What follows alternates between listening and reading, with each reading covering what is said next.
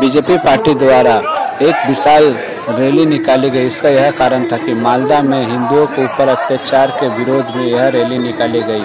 Rally निकली बाग बाजार से होते हुए आकर ज्योति मोड़ पर समाप्त हुई। इसमें बीजेपी कर्मीगण के साथ उच्च अधिकारीगण भी शामिल हुए। रिपोर्टर प्रदीप सेठ के साथ कैमरा प्रिंस की खास रिपोर्ट ज्योति मोड़ से।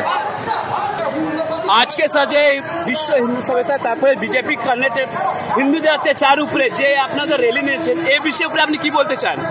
দেখুন, আজকে সারা বাংলায় হিন্দুরা আক্রান্ত হচ্ছে।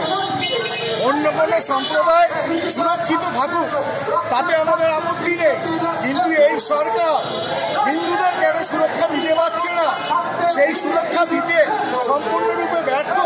সেটা মোখামারি সহ, হাওড়া সহ, বসিরহাট সহ সারা পশ্চিমবাংলা জুড়ে দেখা যাচ্ছে। আজকে সনাতনীরা ওবিসি যারা আছে তাদেরকে বঞ্চিত করে বিশেষ একটি সম্প্রদায়কে বেঞ্চমার্ক সার্ভের নামে অবৈধভাবে ওবিসি সনাতনীদের অধিকার হাতমারি করে পাইয়ে দেওয়ার সুযোগ দেওয়া হচ্ছে। সেখানে হাইকোর্ট বাতিল করেছে 2010 সালের পর সমস্ত ওবিসি সার্টিফিকেট। আজকে সরকার অসংখ্য ধন্যবাদ আপনাদের সকলকে। চন্দ্রনগরের মানুষেরা আজকে ওবিসি মোর্চার নেতৃত্বে এই রাস্তায় বেরিয়েছেন এবং সকলকে ধন্যবাদ জানাই এই কর্মসূচিকে সফল করার জন্য। আপনাদের শুধু একটাই কথা বলতে চাই যে আগামী দিন এইভাবে একসাথে আমাদের এবং এই প্রতিবাদের বিরুদ্ধে আগামী দিন আরো জোরালো মিছিল হবে এই চন্দ্রনগরের মাটিতে।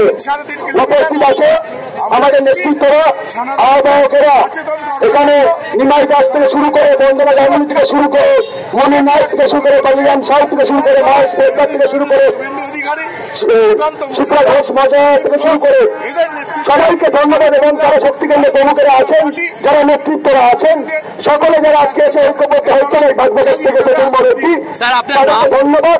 এবং ওবিসি মোর্চার সভানেত্রী, চার নেতৃত্ব আজকে এই মিছিল।